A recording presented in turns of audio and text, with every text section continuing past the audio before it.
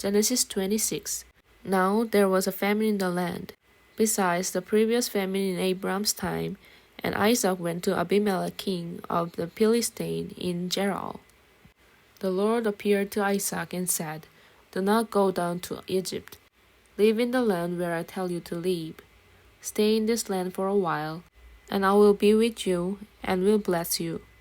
For to you and your descendants I will give all these lands, and will confirm the oath I swore to your father Abraham.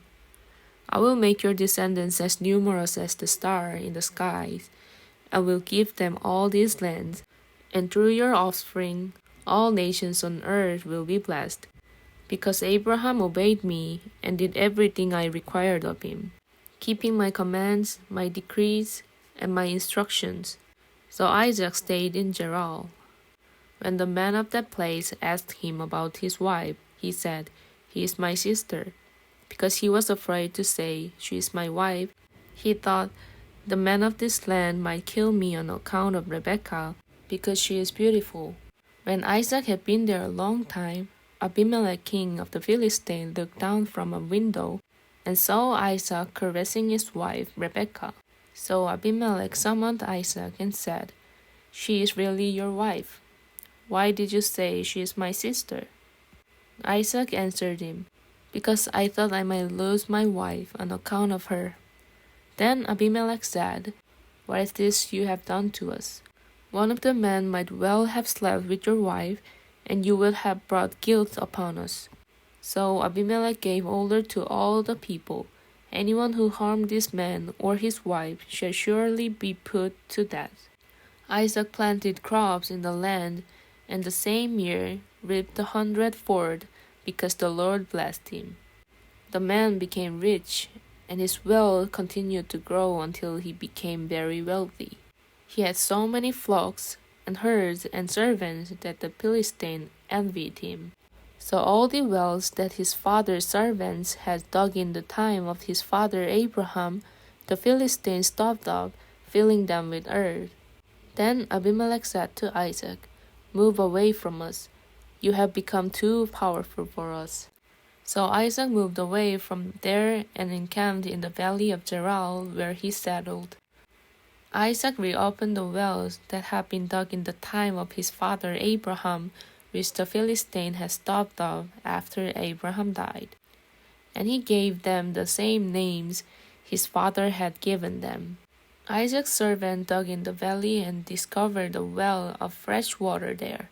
But the herder of Gerar quarreled with those of Isaac and said, The water is ours.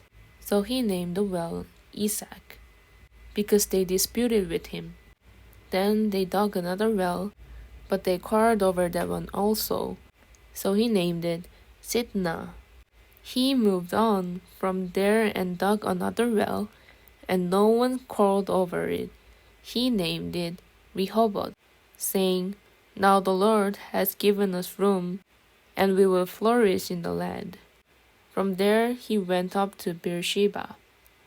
That night the Lord appeared to him and said, I am the God of your father Abraham. Do not be afraid, for I am with you. I will bless you and will increase the number of your descendants for the sake of my servant Abraham. Isaac built an altar there and called on the name of the Lord. There he pitched his tent, and there his servant dug a well. Meanwhile, Abimelek had come to him from Gerar, when Ahuzat, his personal adviser, and Phicol, the commander of his forces. Isaac asked them, Why have you come to me, since you were hostile to me and sent me away? They answered, We saw clearly that the Lord was with you. So we said, There ought to be a sworn agreement between us and you. Let us make a treaty with you, that you will do us no harm, just as we did not harm you, but always treated you well and sent you away peacefully. And now you are blessed by the Lord. Isaac then made a feast for them, and they ate and drank. Early the next morning the men swore an oath to each other. Then Isaac sent them on their way, and they went away peacefully. That day Isaac's servant came and told him about the well they had dug. They said, "We found water." He called it Sheba, and to this day, the name of the town has been Beersheba. When Esau was 40 years old, he married Judith, daughter of Beeri, the Hittite, and also Basemath, daughter of Elon, the Hittite. They were a source of grief to Isaac and Rebekah.